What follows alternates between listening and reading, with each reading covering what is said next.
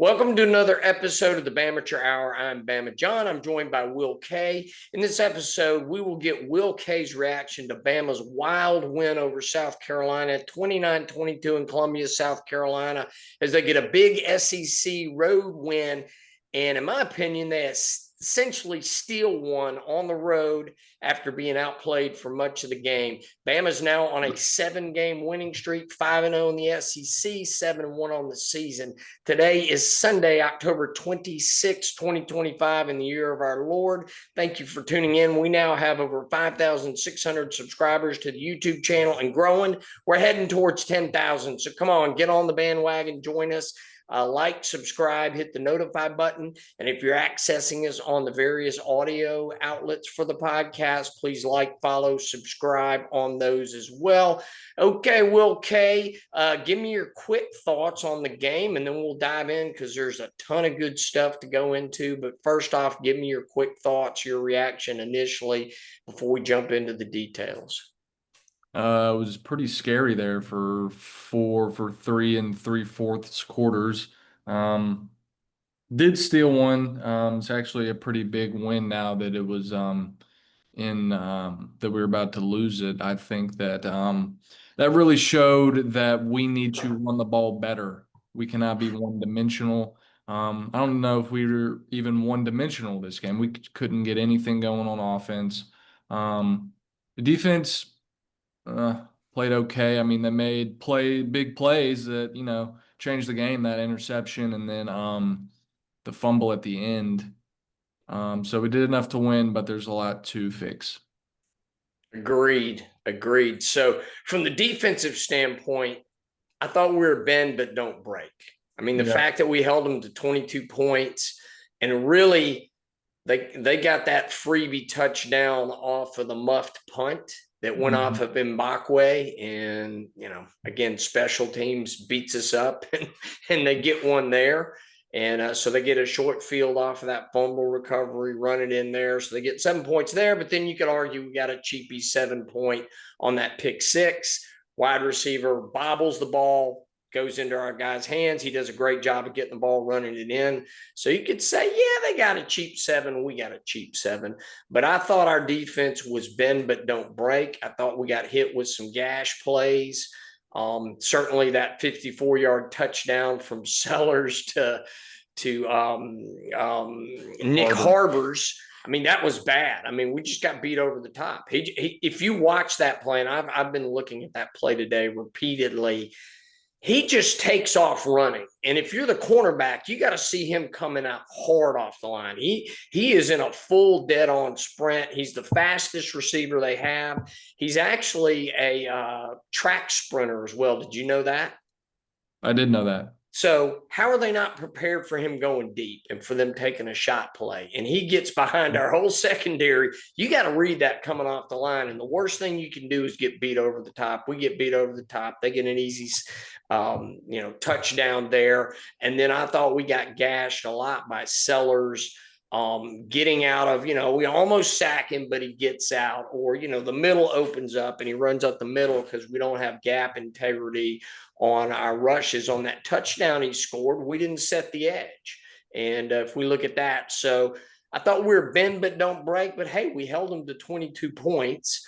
But I thought until the fourth quarter, Mike Shula was out coaching Kane Womack. I mean, Mike Shula, do you remember he's getting bashed coming in as a bad OC, how bad South Carolina's offense is. And of course, he plays amazing against us. It's every time. I mean, I don't know what it is, but.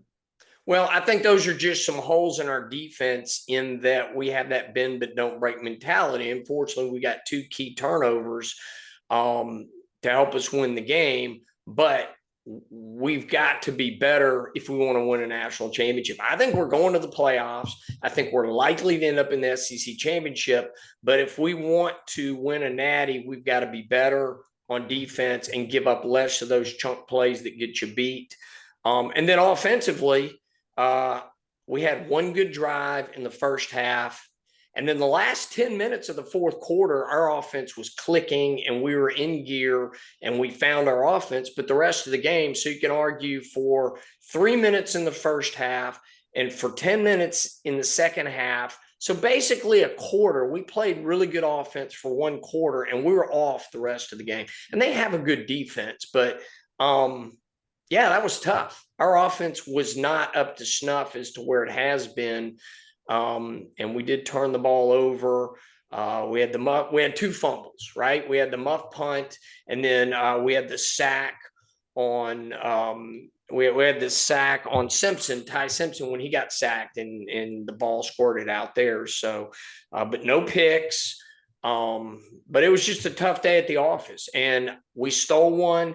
And really good teams get wins when they don't play well. And that was encouraging. And think about this. Tell me what you think about this theory. This was our fifth SEC game in a row. This was our third road game in 5 weeks. I think our team was tired. I think our team had won 4 big games. And I just think we had a letdown. I think we're tired. And I'm glad we have a break. And so to get a win, because last year's team, when they were in this scenario, lost. So I love that, because that means when you're not playing your best, you can still find a way to win. That's what championship teams do. Think about all these NFL teams that just find a way to win when they're not playing great and find a way to steal one. I think that's encouraging, but we got to play better when we get in the playoffs. You play like this in the playoffs against Ohio State, against Indiana, maybe against somebody like a Texas Tech or Miami or Texas A&M, and you even lose. a Georgia again. Right, you lose. Yep. So those are things. What do you think about that being 5th game in a row? Do you think we're tired? Do you think we saw maybe just we didn't have the energy? We're a little worn out. What do you think? I mean, I think I saw it coming from a mile away. Maybe not to this extent. I thought maybe we'd struggle. It's away. We just had 4 ranked games, maybe not cover the spread. We still didn't. But I didn't think of it like this. I mean, we were lucky to win that game. And I don't know what it is about Kalen DeBoer. He cannot, I mean, he did it this time barely, but it was looking like he was going to do it. He cannot beat an unranked team on the road. But he can beat Georgia. He can beat LSU. He can beat all these ranked teams, but he can't. I mean, he won this one, but it was close. He's like the anti-James Franklin. I don't know what it is. Hey, but we won. Maybe he's broken the streak, right? Maybe he's broken the streak. Maybe the 2 unranked road games that he's won is this one and Wisconsin. That's it. Well, but we got it done. So we did get it done. It was ugly. It was a nail biter. And quite honestly, when we went in and scored the touchdown, I thought the drive took too long. And I'm like, oh, we left them plenty of time to gash us, go down, kick a field goal, walk off the field. And I thought we were going to lose by a field goal. Did you think that? That fumble was pretty clutch. It was big time, because I don't think had we gotten that fumble and gotten that turnover, I don't think we would have stopped them on downs. I think they would have gotten in field goal range and then kicked a field goal, and it would have been either you miss the field goal, we go to overtime, or they get a walk-off field goal and we lose. So I couldn't believe it. Yep. and then the best part is they let us score. Yeah. They let us score. Why did they not want to make Talty have to kick that? I think they should have pushed us out of bounds and forced Talty to have to make the kick, because I thought Talty would miss it. I thought he would choke. I did not want to at that point, Talty. I mean, he was like inside the 10. Still, he hasn't proven to be clutch. Yeah, Connor Talty was the one who was exhaling after Jeremy Bernard scored that touchdown. Oh, yeah, I was too. I was like, what? Yeah. I thought it was over. I'm like, they don't have enough time. I don't care how much they were gashing us. I thought we could rush 4, keep 7 back, and keep everything in front, because they had to score a touchdown at that point too. Hey, I will say though, Connor Talty, that was a good squib kick on that last. That was good. And they're like the 12-yard line with 30 seconds left with no timeouts. Yeah, it was. Well, he's been good on kickoffs as well. He seems to have a pretty good leg. He seems to be able to reach the end zone on kickoffs most of the time, but anything outside of 40, I have no confidence in. And then we would have been on the right hash, and I was afraid he was going to miss it on the right hash, even though it might have been, a 25-yard field goal. I'm like, he might miss that, or they might block it. So I had no faith in Talty. And when we scored, I'm like, we're going to win this thing, because I really thought he was going to miss the field goal. We'd go to overtime, and then we'd find a way to lose. Yep. But what's funny to me is last year they beat us, but we won. They outplayed us here in Tuscaloosa last year, and we got lucky to win because we got some turnovers. And that was fortunate. But I really thought South Carolina outplayed us. And this year, until the last 10 minutes of the game, they did it again to us. They had us down 22-14 when Ty started that drive.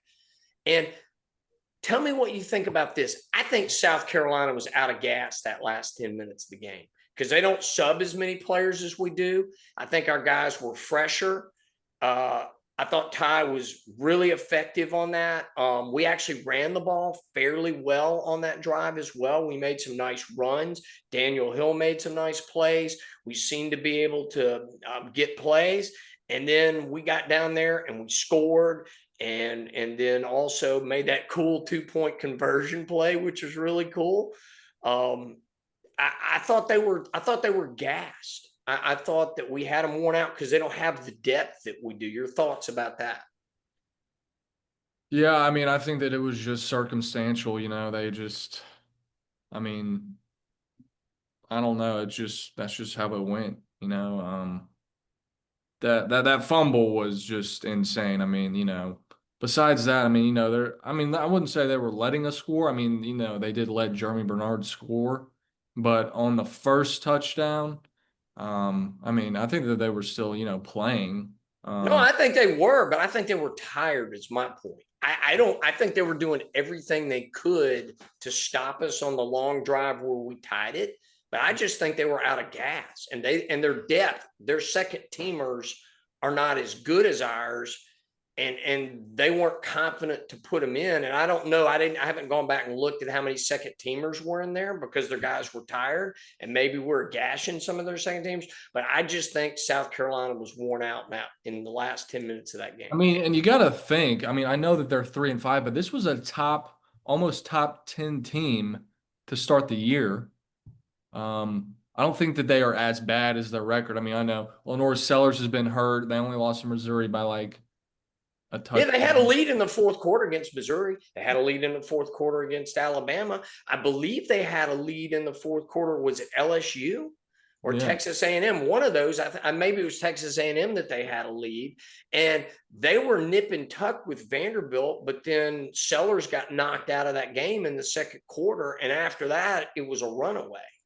So I do think that they are better than they're given credit for. Now their schedule is really hard upcoming. Well, and it's been hard so far. I mean, they've had a tough schedule, and they're not as deep. Remember, they lost a lot of guys to the NFL last year.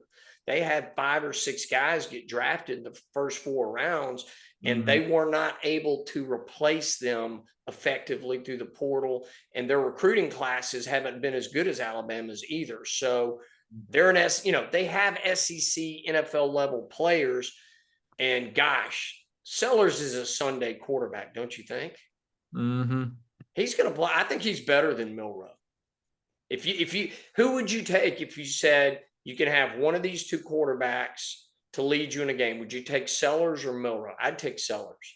Oh yeah, Sellers for sure. Yeah. So, I mean, he's a legitimate. I mean, we couldn't get him on the ground until we stopped him on that up the middle run and stripped the ball out of him. But I mean, he was. How many times did we have him down and he broke tackles, or he would outrun guys or run through tackles, and it was tough. It was tough. Yeah. Oh yeah. So think about this. Have you looked at the offensive stats and the overall stats?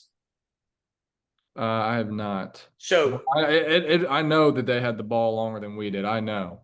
But think about this. Total yards was a wash, essentially. We had 325 yards in the game. They had 333. We passed for 253 yards. They passed for 222. Rushing, they had 111 yards. That's kind of cool. Listen to this. And I just noticed this. It's just funny. Their total yards were 333. Their passing yards were 222. Their rushing yards were 111. Isn't that weird? That's crazy. But I mean, it was basically a wash. So in terms of total yardage, it was about the same.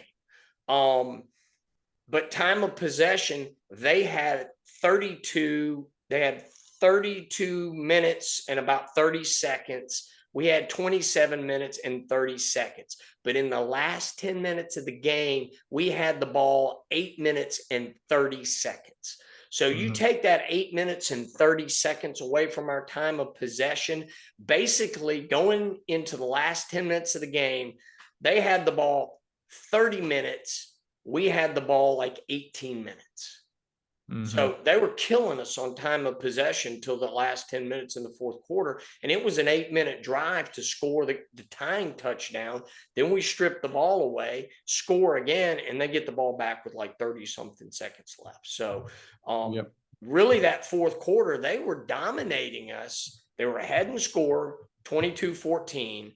They had us on time of possession, and they had us on yardage as well, because we ate up a ton of yards on those last two drives to even it out. So they dominated us until the last 10 minutes of the fourth quarter, where we flipped the script, go down, score, get the 2-point conversion, then get the takeaway.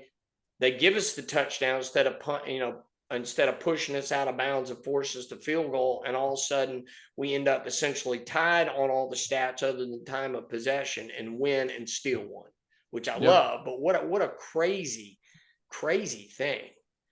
So we always like to talk about these noteworthy stats. So penalties, they beat us on penalties. We were 6 for 52. James Smith, thank you. I think he was offsides twice. He seems to get a lot of penalties. They only had 5 penalties for 40 yards. Turnovers were even, 2 and 2.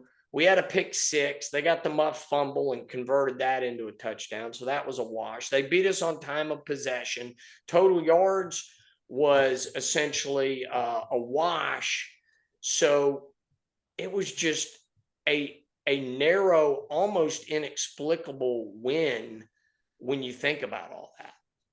Crazy stuff. I mean, how do you explain? I mean, that really helps. I mean, we've already gone through the hard part of our schedule, but LSU and Oklahoma, I know they're at home and they both just lost, and LSU, I'm not really worried about LSU, but I'm not either. They're bad. There's always something. I don't know. Garrett Nussmeier doesn't scare me, but it's still LSU. They still have talent. And he's not mobile. Remember, we just dual threat quarterbacks that give us fits. We killed him last year because he can't run away from anybody. Our guys will run him down. He's in trouble. Yeah. And it's here. DeBoer doesn't lose it. I mean, looking at it, I think the game I'm most scared of, probably Auburn. Right. It's always scary to go there. We always have weird things happen. But if we go into Auburn 10-1, it doesn't matter.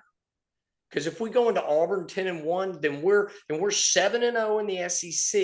We may have locked up an SEC championship appearance if we're 7-0 going in there. And we'll certainly at 10-1 have locked up a playoff spot. So it may not matter. So we just need to beat Oklahoma at home. We need to beat LSU at home. We're going to kill Northern Illinois. That's going to be an Austin, Mack, Keelan, Russell special to get lots of playing time.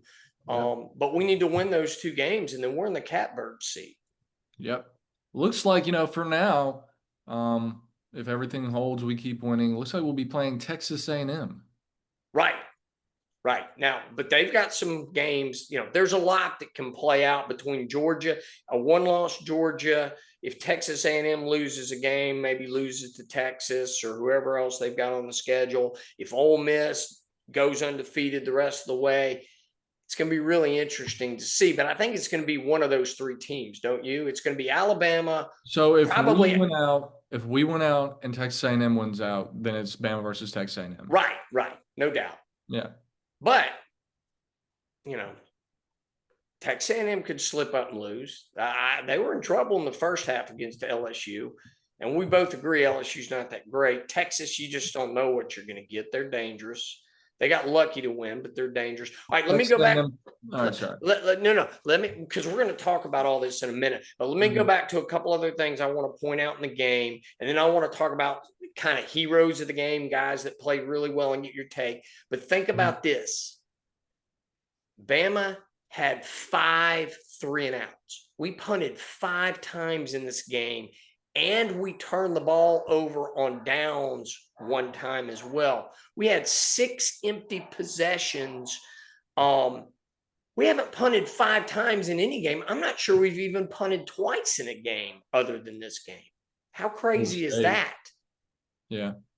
And so if you have 6 empty possessions and then you turn the ball over twice as well, 1 on a muffed punt and 1 on that sacked fumble of Ty, that's crazy. Our offense was really ineffective this time. But our punter averaged 55 yards a kick. That's good. That's good. So, and we pinned them back some. South Carolina only punted the ball 4 times. They kicked a lot of field goals. They did. They were 3 for 4 on field goals, and they had a missed field goal, which was big. That was big. Yeah. But, I mean, until that last 10 minutes in the fourth quarter, they outplayed us. They were beating, but again, they had leads in fourth quarters at Missouri. I think they had a lead in the fourth quarter against either Texas A&M or LSU, whichever one they played. I mean, but also, you can't say it was all luck. Alabama made the plays that they needed to win the game. They had that drive, scored a touchdown, got the 2-point conversion. Deontay Lawson rips the ball out, and then Jeremy Bernard scores another touchdown. I mean, nothing lucky about it. I mean, they made the plays that they needed to win. No, I agree that they made the plays and they kept playing and they overcame mistakes. This team's really resilient. And again, like you said, that last 10 minutes of the fourth quarter, we were still fighting and we didn't let down. And I still contend that South Carolina may be gassed at that point. And that's part of the game. It's a 60-minute game, not a 50-minute game. If the game ends at minute, say even 57, we lose. But we were driving and we were right there and we finished them off. So, I mean, I love this team. I love that. And we can't be up every week. I still don't think we've played an A game all year other than Louisiana Monroe. I have to give that an A+. I mean, we killed them. We did everything right. That was like as perfect a game you could play, but look who the competition was. I would say the closest that we've gone to an A game is probably Tennessee. Yeah, but remember, Tennessee was right there on the doorstep, could have scored, and we get the pick 6 and that 14-point swing, and then they gashed us on some plays. So I agree with you. We played well in that game. We got the win, but I don't think that was an A game. I think I graded it like a B+ was what I graded it. I thought it was a B+ game. And, at times our defense got gashed and we gave up that big run, which, what the heck were we doing there? I mean, that was a sweet run by them, but they gashed our defense. So I would contend we haven't seen an A game yet, which I love the fact that we can play what I think is a B to B+ game and we can win all these games. I love that fact because I don't think we've reached our ceiling. I don't think we've maxed out. We can get better. And to me, in the film room, there's a lot to clean up the next 2 weeks, don't you think?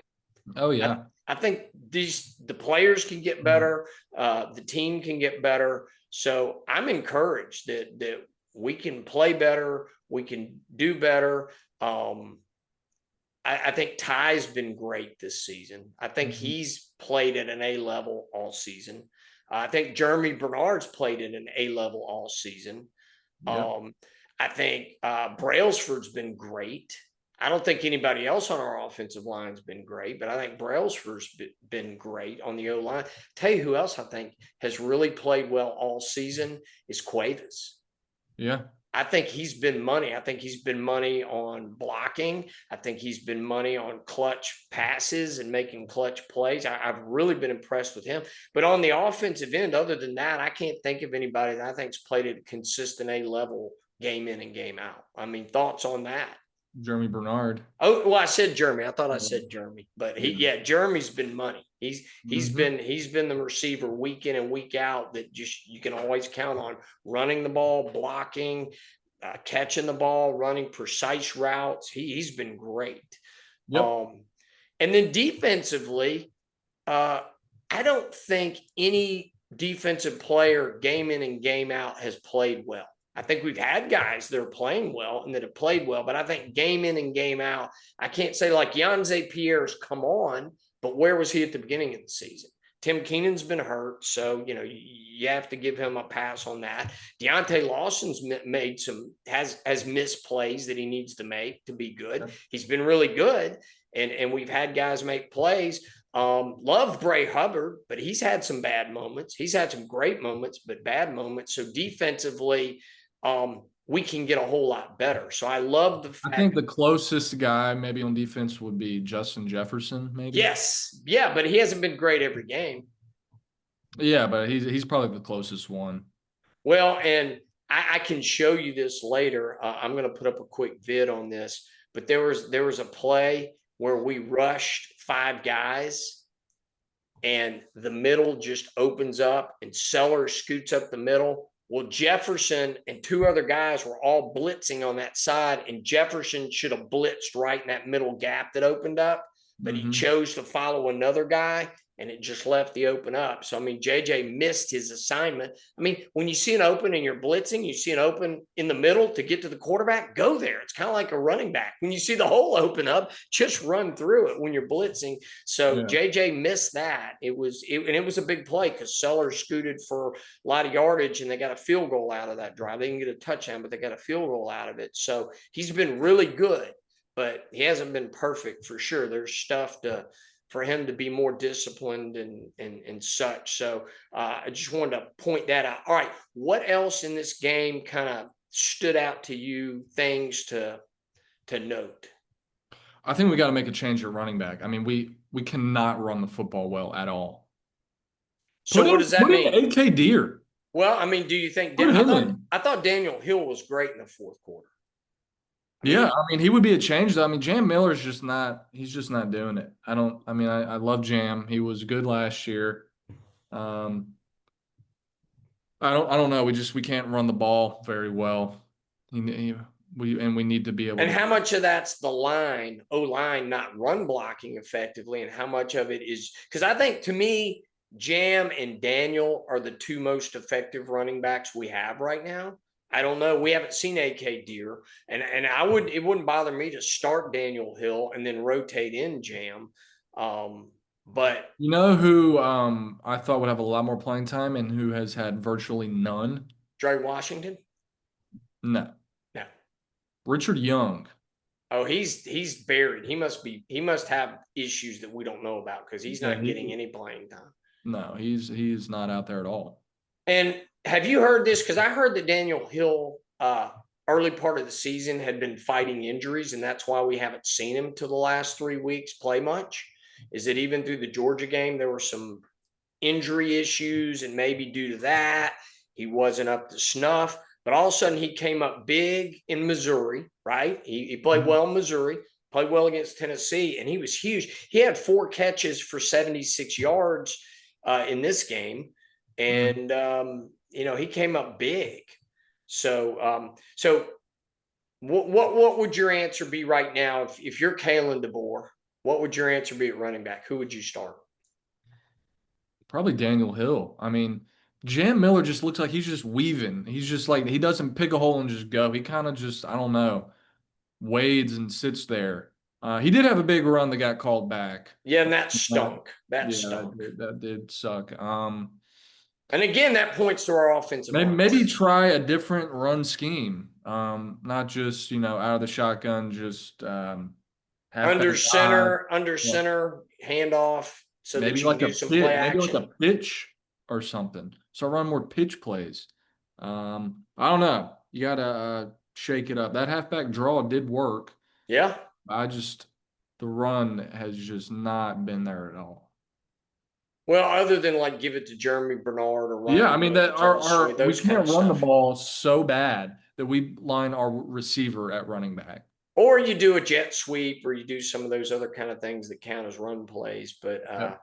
Yeah, but what's nice is we've been able to win all these games without a traditional Alabama running attack. So that Yeah. shows, to me, that shows how good we are in the short passing game and using that in lieu of an effective run game. Now, I don't know if you can win a national championship if we can't run the ball any better, and that's a Yeah. concern I have. But we're going to make the playoffs without a great running game, which is going to be Yeah. crazy. But Yep. yeah, I don't know how much of it is O line, how much of it is our blocking scheme, and how much of it is we don't have Derrick Henry back there. We don't have Jameer Gibbs back there. I don't know. Yeah, I think it might be both, and I think it's a mixture of, this staff likes to throw the ball. They probably spend a lot more time on their routes.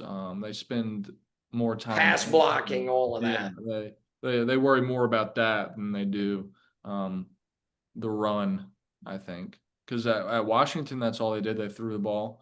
I don't remember them to They have. had 1,000, believe it or not, they had 1,000-yard rusher that year. They went to the title game and got beat up by Michigan. We might not have a 500-yard rusher. I know. I mean, it's And pretty last bad. year, Milrow was our leading rusher. Yeah, I mean, it's just I think it might be Jam Miller, and I hate to say it because I love Jam Miller, but he's just I don't know what it is. He's not doing it.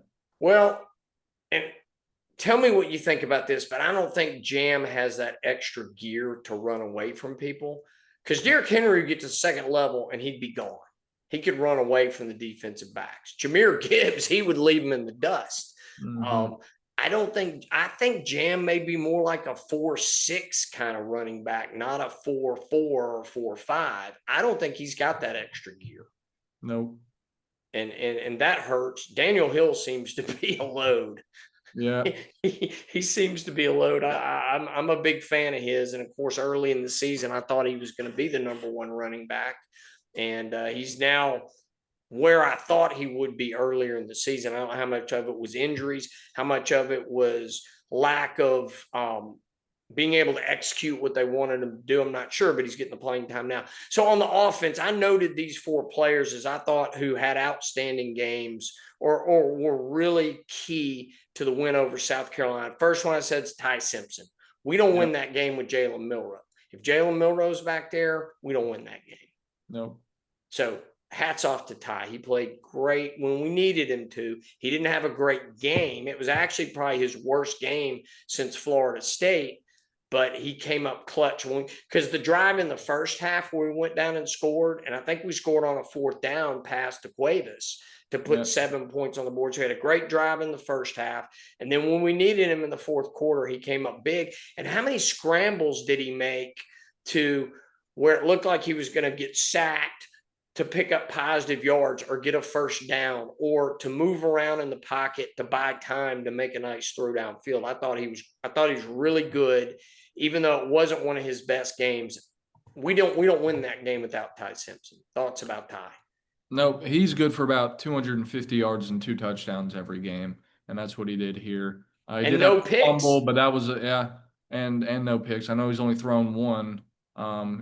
Lost a few fumbles, but I mean that fumble was a blind side. I mean, he's Well, gonna get that one. was on our protection on our line. Maybe he should have thrown the ball away a little quicker, maybe. But yeah, It's a bad play call against the blitz. Play action is a play that takes long to develop. They're blitzing, they're going to get there quick. It's just not a very good play call against the blitz. And Daniel Hill didn't get there, but well, and not only that, they blitzed six. So yeah. both edge rushers were coming around. And so on both sides, he was about to get munched. And then Mhm. up the middle as well, there was a guy coming to get him. So he had three guys closing in on him, and we didn't handle it well. Nope. We got schooled. That blitz got us, and we didn't have a quick outlet either. He didn't have a quick throw on that play action. There was no safety valve. So hats off to them. We got burned and we weren't ready for it. I'm glad we got it out of the way. Just one game at a time. So It's a win. yeah. So the second player I had noted who I thought had a great game was Jeremy Bernard. I thought he had a great game. 2 touchdowns in like 3 minutes, I think. Yeah, so he had 23 yards rushing and one touchdown. He had 5 catches for 54 yards and a touchdown. Yeah. I thought, and he plays well every week. Hmm. He's always dependable. Love Germ. Uh, Third player I noted was Josh Cuevas. He's really solid. I love the guy. He's dependable. There's a great play where on that touchdown you can see him run his route. Ty looks left. He's got Jeremy Bernard and Ryan Williams over there. You can see the defense shading there, and then you see Cuevas running his route way to the right, and then Cuevas floats to the middle, and you can see these things open up because we also have a receiver over here, and then Cuevas is right by the referee, and you see Ty Simpson's look left, then he looks to the middle and fires and hits Cuevas for the touchdown. Huge play on I believe that was fourth down on that touchdown. Yep. And great play to get that. So he's just and on the 2-point conversion when they did the shotgun to Daniel Hill where it looked like the Wildcat and they handed it to Ty and then Ty threw it to Cuevas. That was Yep. a wild play. I love that. So I had Cuevas. And then the fourth player I noted on offense was Daniel Hill. He had 4 catches for 76 yards. He made a real impact, and he had some tough runs too to get yardage. So I thought he played well.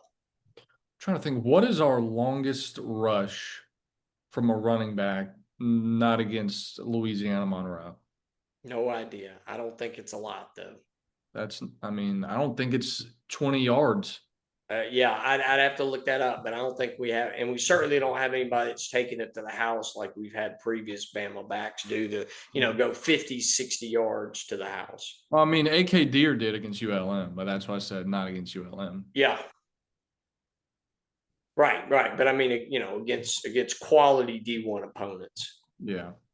On defense, so I have 6 players that I noted. Is there anybody else on offense that you think is worth noting that had a great game that stood out to you?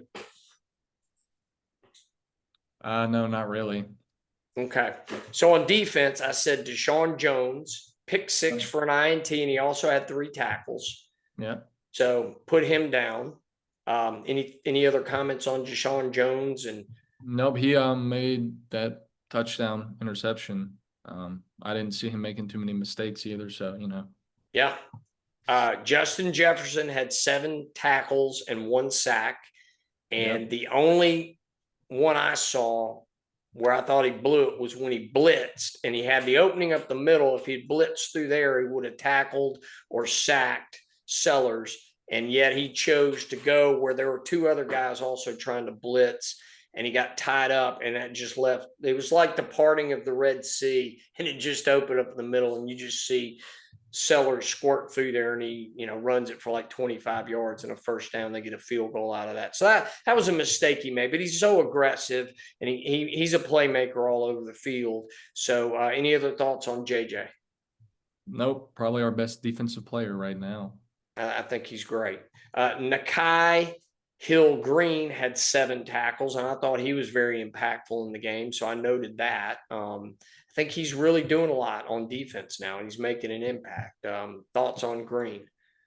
Yeah, he's doing well. Maybe a little slow at times, but he's fine.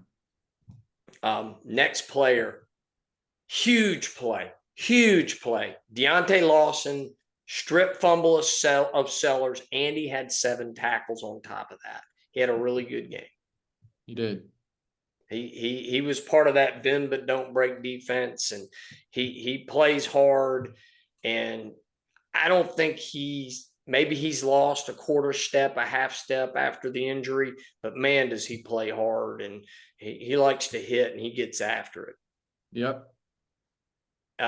Next player I noted was Tim Keenan, 4 tackles. He stuffed Sellers on that QB draw, held him up, and allowed it as he stopped that push up the middle. Allowed I don't even Deontay think he Lawson. realized he had that fumble. Everybody. No, he didn't. I think Deontay Lawson shoved the ball under him, and it's like, you got the ball. Yeah. Because I think he's telling him that the ball's under you as he shoves it under him to make sure. Because Lawson looked like he was the only one that realized that it was a fumble. Everybody was just getting ready for the next play. Right? Yeah. Down. for momentum. They called it dead, but no, it was a fumble. And then Keenan comes out of the pile with the ball. As Lawson's like, I stripped it out and it's under him. He's got the ball. Yeah. So I thought Tim Keenan had a good game and was impactful. And then Bray Hubbard had 8 tackles, 2 pass deflections, and I thought overall he always makes his presence felt. So those are the defensive players I noted. Yep. I don't really have anybody else either. Okay. All right. On offense, let's go with some grades. How would you grade our offense in that game?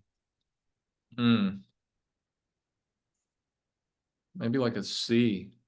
It wasn't good until the end. So I mean, 5 3 and outs, a fumble. a turnover on downs. Because yeah, we were up 14-6, but one of those touchdowns was an interception. Correct. So I'm gonna go with like a C. It was not great. So I thought it was a C minus until the last 10 minutes of the game. Yeah. And then I give it an A plus the Yeah. last 10 minutes of the game. Was that average out to a B plus, a B? So I'll probably give it a C plus because we dug ourselves a big hole. And other than that one drive in the first half, I thought our offense was very pedestrian and ineffective. Mm-hmm. And then when we needed it, that last 10 minutes, it was brilliant. Ty Yep. was brilliant. I thought Grubb had some really good play calls. I'm like, why have we not had better play calls on other drives? And we're going 3 and out. But so I guess you got to say it was a C plus overall, but I thought it was an A or an A plus the last 10 minutes of the game. And the rest of the game, other than that one drive we had in the first half, it was bad. It was just, but at least we weren't turning the ball over repeatedly. We had, because the special teams one, that's not the offense's fault. Can't blame it on the offense there. I thought the O-line did not play well. I would give them a C minus. I thought the South Carolina defense was. I thought on both. What did you think? I thought we lost both lines of scrimmage most of the game. I don't think so I mean, we got to Sellers a lot. I mean, and he was just hard to get down. I'd say we won it on the defensive side, but not the offensive. Okay, fair enough. I'll agree with you. So overall, I'd give it a C plus on offense, only because we came up big in the fourth quarter when we needed to. Yep. And an A plus that last 10 minutes. How about defense? How would you grade the defense? Probably a B plus. Had, 2 big plays. That last touchdown wasn't even really their fault. I mean, that was, we had that muff punt from Mbakwe, and then they were like already in the red zone and they scored. I mean, without that, they give up 15 points and you have 2 turnovers. I'll give it a B plus. Okay. So I grant you that muff punt gave them short field. But on the touchdown play where Sellers scored, That wasn't good. that we lost containment. We never set the edge. And if you look at, I believe it was Yanze Pierre, I believe was on the edge, and he had his hips focused towards the center of the field, and he had his outside leg in front of his inside leg. So Yep. he didn't even try to worry about Sellers. He needed to be the one to force Sellers back in. So Sellers just walked into the end zone. And I think they're coached that way.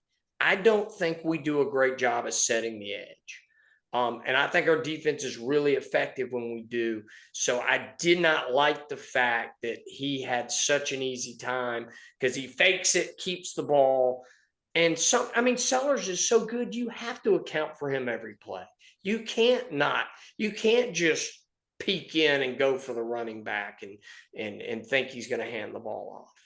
So I thought that was an F play there. I give it an F on scheme. I give it an F on execution. Maybe the scheme was a C, but I give it an F on execution. So I thought we blew that play there. So that was bad. But yeah, they had a short field. They were in a bad position. Had they not scored on that play, they probably would have gashed us and got the ball in the end zone anyway. But I thought that was bad. And then it was a completely blown coverage on the Nick Harbor TD, but to me, those were two plays. So I'd give the defense a B overall. It was bend but don't break. We did get 2 turnovers. We got a pick 6 for a score. And how Mhm. huge was that Deontay Lawson, Tim Keenan play? I mean, that was the ball game right That there. that that gave us the ball, and we were able to punch it in. And because I really thought South Carolina was going to go down and score and walk off with the field goal and a win, and we are going to lose by 3. I think the So happiest person after that game is probably Connor Talty.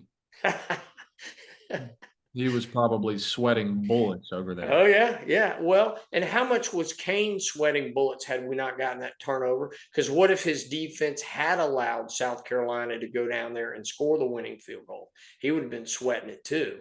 Yep. So, super healthy. So I definitely think the defense was better than the offense in the game. I'd give it a B just because I hate that we give up these chunk plays every game. I think we're too much of a bend but don't break defense, but we are getting turnovers recently. We've been forcing some turnovers, and that's been great. So I'll give it a B. All right. Any other thoughts on the defense before we go to the special teams? I don't think so, no. All right. What's your grading of the special teams? Fine, except for that muff punt. And how do you factor that in the grade? I mean, I have to weight it pretty heavily because everything else just kind of went to plan. We didn't do anything amazing. I mean, Connor Talty had a good squib kick at the end, I guess, but Yeah. um, I mean, I'll probably give that a C plus or a B minus because of that muff punt. So our punting was really good, even though we had to punt a lot. Punter averaged 55 yards per kick. That's good. We didn't Yep. have any 30-yard kicks where they get a short field. So that Hmm. was nice. That really helped. Like you said, good squib kick. We made all our extra points when we had to kick them, and we didn't try any field goals. We never got into field goal range, but that you cannot do what happened on that punt. You cannot have a fumble muff where it hits a guy blocking. It just can't happen. So I give the special teams a C because of that, because you can't have that. That almost beat us. That came really close. I might be at the stage where I just don't nobody back there. Don't even just get away from it every single time. So would Just you, get a but wouldn't you muff have a guy to punt. catch it? You'd have like Cole Adams back there to catch it, right? To No, field it. no. Well, what if they pin us back at the 5? I trust Cole Adams to catch the ball. I don't care. You just didn't need Mbakwe running back there trying I to don't block care. that guy. So Just I let 'em trust take Cole Adams. We just can't get caught in that block stuff again. That no was no terrible. muff punts. Muff punts are They're bad. demoralizing. Yeah, they're bad. There's no doubt. Because like, oh, you stopped them on fourth down. I mean, it's almost like giving up a 50-yard pass play. It's worse. Yeah, It's like, oh, we're on our own 20, we're gonna kick it, and then you muff it on our own 20. Oh, you're already in the red zone, you score a touchdown. I mean, it is terrible. it is terrible. You're right. It was a really bad play, and they capitalized on it. So that's why I gave special teams a C, because that can't happen. No. All right, what's the overall coaching grade? The last 5 minutes helped. I'll give it a B. Okay. I was going to say B minus because of the special teams and because the offense was ineffective. Defense thought we were a B. So I give it a B minus overall. And here's what I will give it. I'll give it an A for winning on the road when we didn't play well. Yeah, yeah. So I like the resiliency. I like the fact that our guys keep fighting.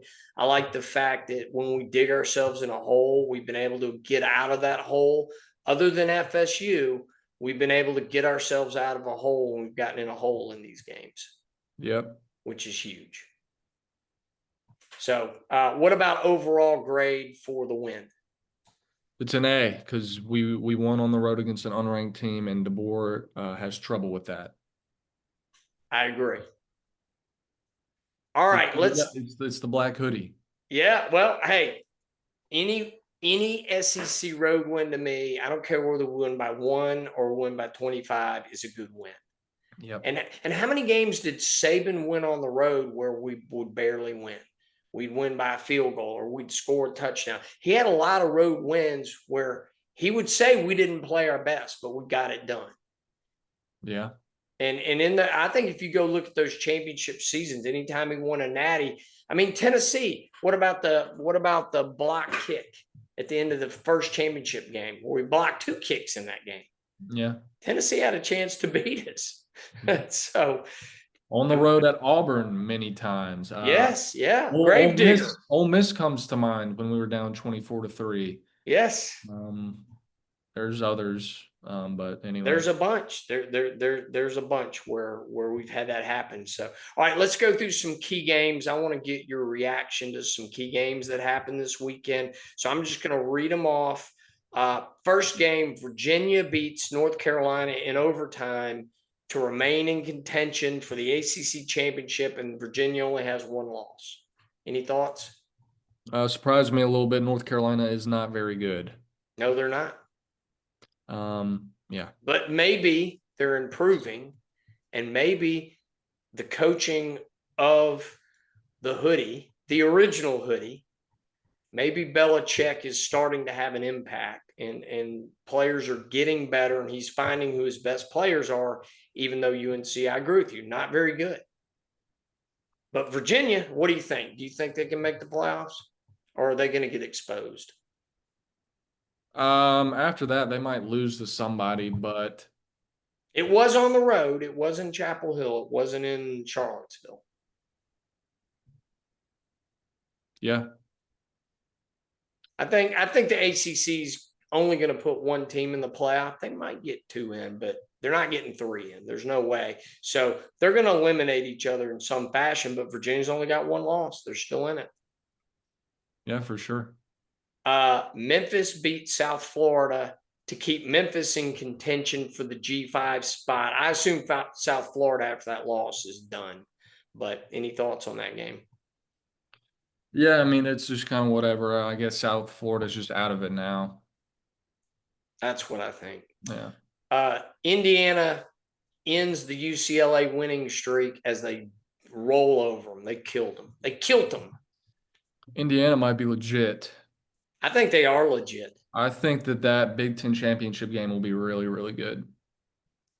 And don't you Now, I think mean, it's Ohio State, Indiana, right? There's no chance another team gets in there. I mean, they don't play anybody the rest of the year. I mean, unless I don't know how. Indiana's going undefeated, don't you think? Yeah, they don't play anybody. And I think Ohio State's going undefeated as well. Yeah. So I think we're going to have 2 undefeated Big Ten teams in the championship playing for the number 1 seed. Yeah, I think so. All right, next game. Ole Miss beat Oklahoma at Oklahoma. I noted, here's what I said. Oklahoma's on life support because they have 2 losses. I think Ole Miss is in great shape and likely going to make the playoffs. They're going to really have to win that game. They are. They have a pretty easy schedule, but hey, Mississippi State. They still have to play Mississippi State. They might spoil them. Well, and last year they lost to Kentucky at home and then went down to Florida and lost to Florida. So Ole Miss They has lost to somebody else too, didn't they? They lose to LSU. Yeah. Yes, they lost, but I mean LSU was good last year. They lost to LSU, even though they had a chance to beat them. But the Kentucky loss and the Florida loss killed them. So if Ole Miss can just avoid that, 2 bad losses, they can lose 1 game and still get in. I think if they lose only 1 more game, they're still going to get in. If they lose 2, they're out. I think Oklahoma, even though they've only got 2 losses, I think Oklahoma is going to lose to us here. That'll knock them out. Probably going to lose to somebody else. Do they have to go to Vanderbilt? Seems like Oklahoma has to go to Vanderbilt. Or maybe Vanderbilt's coming there. But anyway, I think Oklahoma is not going to make the playoffs. I think they're done, but, they have no margin. Let's put it that way. Yep. Georgia Tech beats Syracuse. They're still undefeated. They're in the running for the ACC championship and also in playoff contention. Thought about Georgia Tech. Yeah, they're pretty good. That ACC race might actually be pretty interesting. You got Louisville. I don't think Miami's going to make the ACC championship game. I think if they win out, they will. But yeah, they might not. They might be a 1-loss team sitting on the outside looking in. I think so. I don't think so, but we'll see. Right. Yeah. I mean, it depends on to Louisville. There's Virginia, because like one of those teams is going to have to lose twice, and I don't think they are. Well, they've only lost to Louisville. Yeah, Uh, I don't remember who Miami's got left on their schedule. So a lot of it just dictates who plays whom and who might yeah. get a second loss. But you could have an undefeated Georgia Tech playing a one-loss Miami or a one-loss Virginia or a one-loss Louisville. And then what's going to happen if you got a two one-loss teams in the ACC that aren't in there? I mean, are you going to let three ACC teams in the playoffs? Maybe. I don't know. We'll see. Well, but what about strength of schedule? All right. I think two ACC teams are probably going to get in I think the unless two teams that are in the ACC championship will. probably. So that's going to be interesting. The ACC is very interesting at this point, but there's a lot of bad teams in the ACC as well. Yeah. And it's going to be weird if you end up with one undefeated and three one-loss ACC teams to see what happens, how that ends up playing out. But really, kind of like the SEC, very undecided as to who's going to be in that championship game right now. You got a bunch of contenders. Vanderbilt beats Missouri. I think Missouri's done and Purbuella's hurt. I don't think it's season ending, but he's hurt. And Vanderbilt's in the SEC championship race and in playoff contention. Yep. Which is kind of wild. We will see. And SEC could get 5 teams in the playoffs. Maybe more. I don't think they'll get 6. I don't think there's any way they get 6, but I think they can get 5 for sure. And Alabama, Texas A&M, Georgia, Ole Miss, Vanderbilt, Tennessee. But I think one of those is going to take a loss that'll knock them out. I don't know who. I don't know which one. Texas might still be in there. Who knows? Well, and Texas has got 2 losses. I'm going to get to Texas in a minute, and we'll talk about Texas. But Vanderbilt's got to play Texas. So one of those will get eliminated. Vanderbilt's got to play Tennessee. You could have a 2-loss Vanderbilt team playing a 2-loss Tennessee team. Knock them out. As an elimination game. Yeah. There's a high possibility of that. Vanderbilt's probably the toughest game that Tennessee has left. I believe Oklahoma has to go to Tennessee. So I would think Tennessee's going to beat Oklahoma at Tennessee to knock Oklahoma officially out, because Oklahoma has 2 losses. That'll finish them off. If Tennessee doesn't finish them off, we'll finish off Oklahoma. But there's a lot yet to be determined. I just think mathematically it's going to be hard, because I don't think a 3-loss SEC team can get in the playoffs. Do you? Well, there were 3 that almost did last year, but it's a different year. I just don't think you're going to get a 3-loss SEC team in. We'll see, but I don't think so. Yeah. But I think you could end up with 5 teams in the SEC that only have 1 loss or 2 losses. Yeah. And you could have an undefeated Texas A&M going into the SEC championship. Yep. So I'm predicting 5 SEC teams in and 4 for sure. I don't think they're going to get 6, but we'll see. It's going to be fun to watch it keep unfolding. Washington beats Illinois. Illinois is done. That's their 3rd loss. They're done. Washington's not very good either. They've been exposed. They're not a playoff contender, even though they only have 2 losses. They're going to take another loss. They're out. BYU remains undefeated. They beat Iowa State. Iowa State's done, but BYU's in contention for the playoffs. They're in contention for the Big 12. Thoughts on BYU? Nobody's really talking about BYU, and honestly, I haven't really watched them a lot myself. But they might come out of the Big 12. Or they may end up playing in the championship against like Texas Tech, a 1-loss Texas Tech, and then they lose there. And then the question is, do you put a 1-loss BYU in if they lose in that and Texas Tech wins? Do you put them both in? Yeah, we'll have to see. I don't think there's any way the Big 12 gets more than 2 teams in. I kind of think they're a 1-team bid conference, but we'll see. Yeah, no more than 2. Right, 2's the max. BYU, Texas A&M, not Texas A&M, Texas Tech. Right. Would be it, but but yet to be determined. Texas Tech wins easily. They're still in playoff contention. I think BYU, Texas Tech are the front runners for the automatic bid. And then the Yep. question is, can the other of those two get in? Yeah. Cincinnati, I think, only has one loss right now. They beat Baylor, so Baylor's done. They're out of it. Cincinnati's another one of those that can they end up with one loss and be in contention. Yeah. Well, I haven't watched a lot of them either. I did see them beat Nebraska week 1, but that's about it. Yeah, I mean they've had some decent wins, but I don't think they're good enough to be in the playoff. But we'll see. So Texas wins in overtime against Mississippi State, hits a punt return, with 2 minutes to go, runs it back. Yeah. How Mississippi State? How do you let that happen? I don't know. I told you about this, and you said, "Oh, I turned it off." I did. I was shocked. Yeah, they came back and won in overtime. I was shocked. I couldn't believe it. I was shocked when I looked at it. And it's like, what a choke job by Mississippi State. I mean, I think Mississippi State's a really good team for how bad their record is. They're like South Carolina. Yeah. South Carolina's a good team with the bad record. I think Mississippi State's a good team with the bad record. Yeah. And then they've had some heartbreaking losses. And I said Texas, like Oklahoma, is still on life support for a playoff spot, but they got to run the tables. I don't think Texas is capable of doing it. I think Vanderbilt or Texas A&M is going to beat Texas. They're going to take a loss. They're not running the tables. But they go 10-2 with wins against Vanderbilt. Well, right. If they go 10-2, they have no margin. That's they still have to play Georgia too, don't they? Correct. Oh yeah, no, they're done. They're gonna take it. However, I will say if they win all 3 of those games and go 10-2, they deserve it. Well, they deserve it.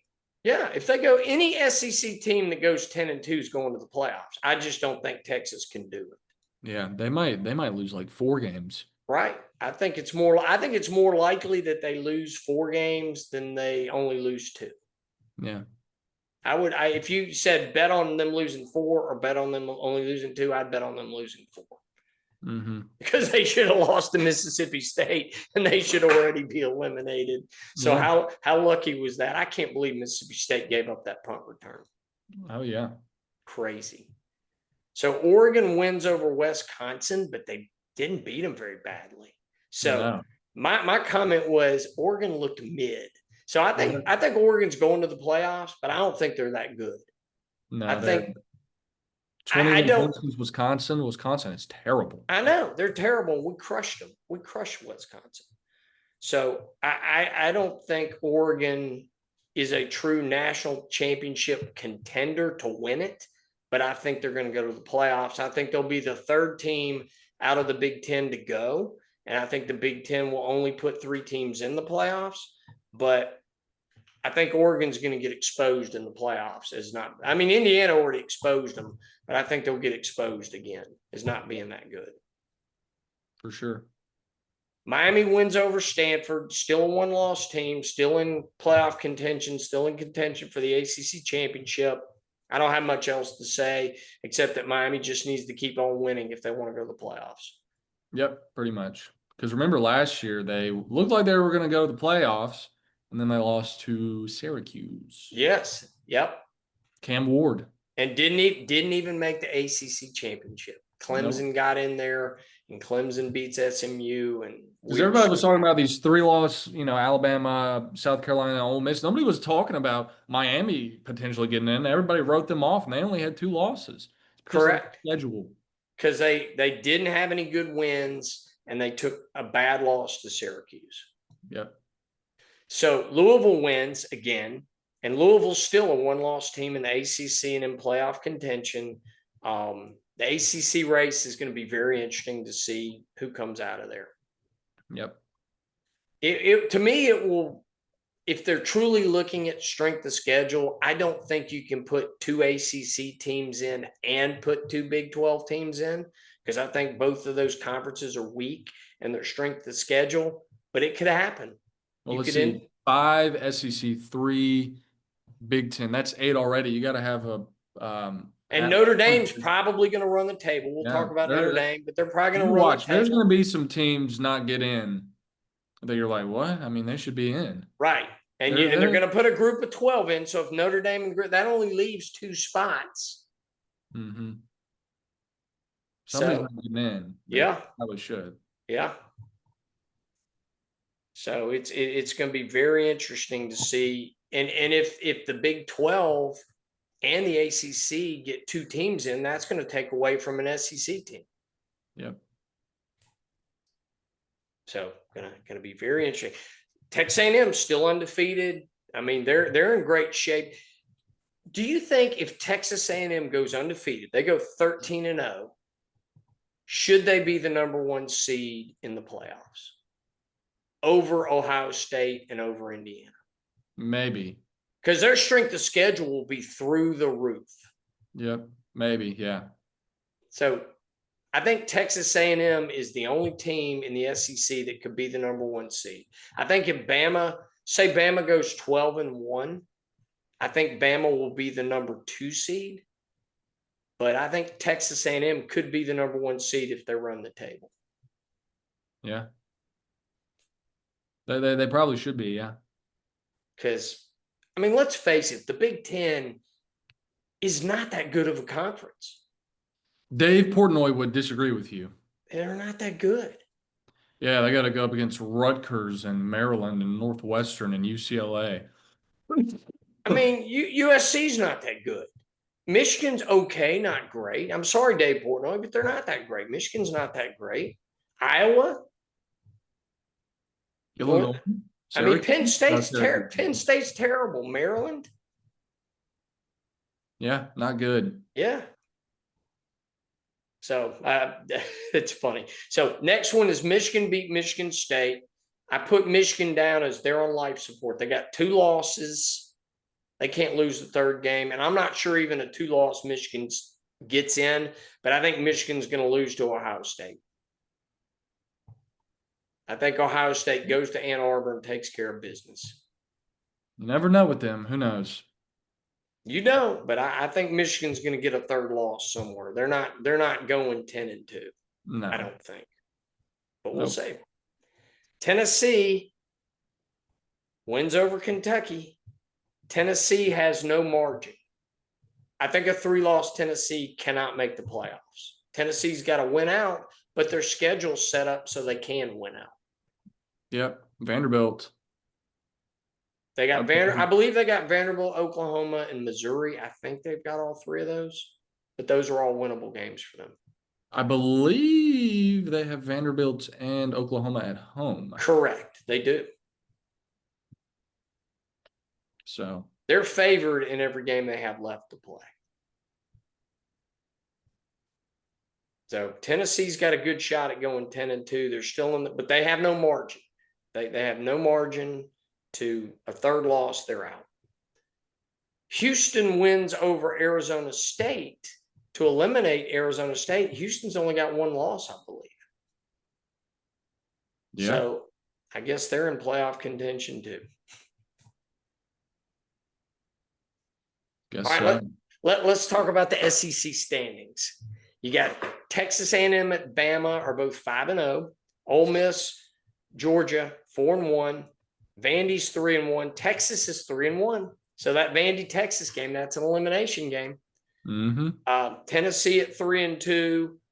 Missouri 2-2. Oklahoma 2-2, and Florida 2-2. Florida's done. They've got 4 losses. They have no chance for the playoffs. So do you think that, I mean, it's already done and it's just a hypothetical, but with their schedule, and if they, depending on who they beat, do you think that Florida could make the playoff if they went like 9-3?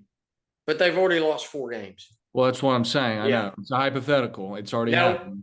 Nope. I don't think so. I don't think Florida could have made it. I don't think any SEC team is going to make it at 9-3. Because the problem is you may have these 11-1 teams in the ACC and the Big 12 that'll gobble up a spot. Yeah. Not deservedly so. I don't think they're as good as these SEC teams, but I think, because look at that. Arizona State goes to Mississippi State and loses. And Mississippi State may not win an SEC game. Maybe not. So how good is Arizona State? Right. How Still good a are big they? win for him though. A huge win for Mississippi State, but I'm saying that just kind of exposes the Big 12 to me. So Missouri's got to win out. Here are the teams that have to win out to get in. Texas has 2 losses. Tennessee has 2 losses. Missouri has 2 losses, and Oklahoma all have 2 losses on the season. I think some of they play each other, so They do. So there's elimination games in there. Yep. So probably only one of those 4 teams is going to be left standing with the playoff opportunity. Oklahoma has to play Tennessee And Alabama. They have to come to Alabama. Alabama. Yeah. Yeah, Oklahoma's done. And Yeah. Mateer's still hurt, I think. He's struggling. They looked pretty good there for a second, but if they beat Ole Miss, they'd be looking good. Yeah. Yeah. But they didn't. They did not. Yeah, because they'd only have 1 loss. And I think Oklahoma's going to take another loss or 2. They're going to come here and lose. So that'll knock them out. Missouri, Tennessee's an elimination game. Tennessee, Vanderbilt's an elimination game, probably. A 10-2 Vandy team gets in the playoffs. 9-3 Vandy does not. And then Texas has got a bunch of hard games left. Yeah. So It'll even out. So I think barring these teams falling flat on their face, I think Texas A&M, Alabama, Ole Miss, and Georgia are all going to the playoffs. Question is, can a Vanderbilt, Texas, or Tennessee take a 5th spot? Yeah. But if Georgia loses to Texas and then Georgia loses to Georgia Tech, Georgia could be out of the playoffs. How many SEC teams were in it last year? Only 3, right? Yes. Yeah. Because we had a bunch of 9-3 teams sitting there. Mm-hmm. But I think we're likely to have a bunch of 10-2, 11-1 teams. Maybe Texas A&M runs the table. Maybe. Yep. All right, let's talk about Heisman. Heisman odds. The odds-on favorite to win it right now is Fernando Mendoza. Ty Simpson's at second lowest odds. So he's in terms of the odds makers, he's in second place. Julian Sands in third place in terms of best odds to win it. Then you got Marcel Reed, Diego Pavia, and then Gunnar Stockton, believe it or not. But Gunnar Stockton's not winning the Heisman. So thoughts about those 5. Who do you think is going to win it, and who do you think is going to be in New York? I think they're going to send Diego Pavia to New York. They're going to. I think he gets sent to New York. I don't know if he'll win it. How many do they send like a different amount of people to New York? They'll send at least 4, probably, maybe 5, but I think they'll send at least 4. I think with this year and with Diego Pavia, they might send those top 5 if that's how it stays. Yeah.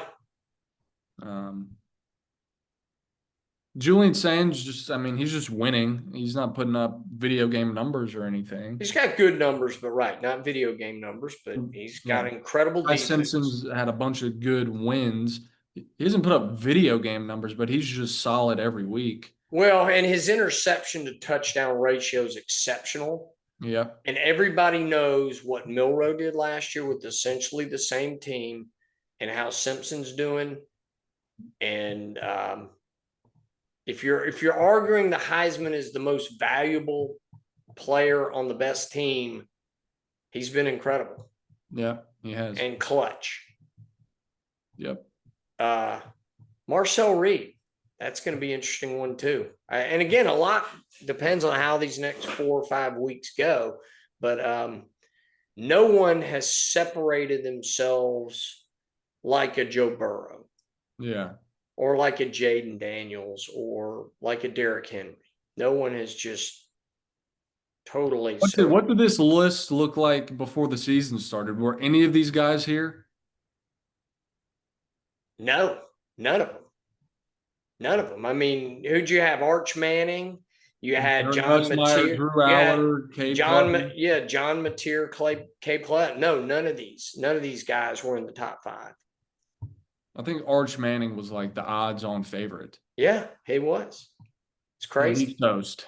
Yeah, and Klubnik's toast, and Drew Aller's out for the season, and Jared Nussmeier. Nussmeier's playing hurt, and he's not having a great season. I And think Lenore Sellers was up there a little bit. he was. A lot of people thought, and you know, is it Talon Green for Arkansas is having a good season, but they stink.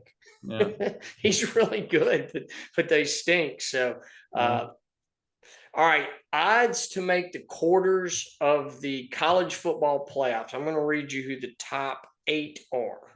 Ohio State, Indiana, Texas A&M, Alabama, Georgia, Oregon, Ole Miss, and Notre Dame have the best odds to be in the quarters. Mm. I think that's a good list. Yeah. I mean, is there anybody you feel like, maybe you could argue a Miami could be in that list or a Texas Tech, but other than that, who would you throw in there? I think that looks good. I don't know who else really. Yeah. And then the odds to win the Natty. These are the top 7. You got Ohio State, Indiana, Alabama, Georgia, Notre Dame, Texas A&M, and Oregon. Mm. Indiana might be a little high. I don't think they'll win it. Well, I think everybody's just looking at how Indiana's crushed. Other than Iowa, they've crushed everybody. Yeah. And so it's kind of hard to argue. Vanderbilt at plus 3,000. Some pretty good value. Where are you getting these odds, John? Did you get these off FanDuel or something? I pulled them on. Yeah, I think they came off FanDuel. But I mean, Vandy's not winning the national championship. They just don't have the depth. Hey, Diego Pavia said they were. Yeah. I think they can get in the playoffs. They ain't winning the Natty. Yeah. There's no chance. Well, I think that's where we are right now at the end of the season. Okay, parting shots on Alabama, parting shots on where we are in the season. Any other thoughts before we wrap this one up? Glad we got the W. We might have been looking not so great had we lost that game. But we live another day. A win is a win. The resiliency was good, showed that we can come back and, still have confidence that we can win and make the plays needed. Still need to get better, but got a bye week that is much needed. That's good. And then I think we're gonna beat LSU in 2 weeks. Had you told me at this point in the season we would be 7-1 and 5-0 in the SEC, I would have taken that all day long. Said, no, I don't want to see them play any games. Let's just start the last 4 games at that point. Yep. So to get to the bye week at 7-1 and 5-0 in the SEC and 3-0 on the road in the SEC, I love it. Yep. Even though I don't think we've played in any of these big games, our A game, I think I have to. That's good enough for Well, me. what I have to say right now is I would grade where we are in the season, how well we've done in the season, an A for how well we've done on the season, other than Florida State. Even though I don't think we've played our A game in any of these games, I love where we are. And we're in great position to make the playoffs. Now we just got to get focused, win these last 4 games, and then go win the playoffs. Yep. I'm super thrilled with where we are. I'm excited about it. Love Ty Simpson. I wouldn't trade him for any other quarterback in college football, would you? No. If you said you can have Fernando Mendoza, would you take Mendoza over him? Would you take Julian Sain? We had a chance to have Julian Sain. No. Would you take Marcel Reed? No. I think we have can't do that. Can't do that to Ty. I would never. Nobody. No, I love Ty. I think we get. Now I might trade out some of our offensive line players. Mm-hmm. I might trade running backs. I might say Justice Haynes, come on back. Yeah. But our receivers, I might trade. Other than Jeremiah Smith, I don't think I'd take any other receiver in the country. No. On defense, I might say give us a few more defensive linemen, some interior linemen to stuff the line. But we got players. We got a great team. I'm excited. Feeling a whole lot better about this year's team than last year's team. Oh yeah, big time. So I'm excited. All right, is that it? Any other final thoughts before we wrap this one up? I don't think so.